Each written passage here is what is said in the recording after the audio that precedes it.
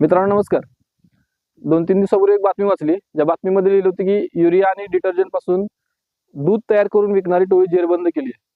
मित्रांनो, ही टोळी तब्बल 5 वर्षापासून असं दूध विकत होती, युरिया आणि डिटर्जंट पासून तयार करून. 5 वर्षात एफडीएने काय केलं ते आपल्याला नाही माहिती. एफडीए कुणाची चौकशी करते ते देखील आपल्याला माहित नाही. पण सांगायची गोष्ट एवढी आहे की आपण पैसे देऊन विष विकत घेतोय आणि आपल्या पुढच्या पिढीला आपण विष विकत देतोय.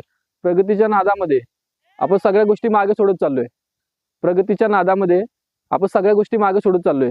ज्या गोष्टी पूर्वजांनी राखून ठेवल्या होत्या, हवा, पाणी आणि अन्न, त्या चांगल्या गोष्टी ज्या होत्या त्या आपण सगळ्या संपवायला चाललोय.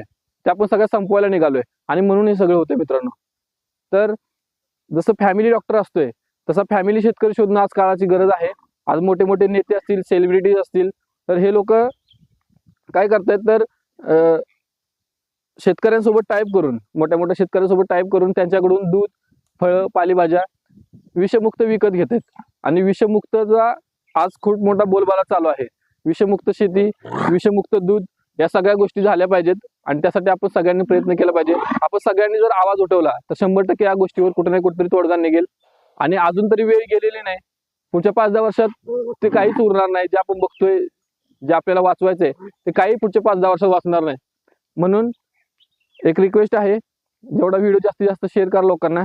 आज हेल्थचे जे प्रॉब्लेम आहेत ते सगळे याच्यामुळे वाढायला लागलेत. फक्त दूधच नाही, सगळ्या गोष्टींमध्ये हेच भेसळ चालू आहे. सगळ्या गोष्टींमध्ये ह्या भेसळ चालू आहेत आणि त्यासाठी आपण आवाज उठवला पाहिजे. Thank you so much.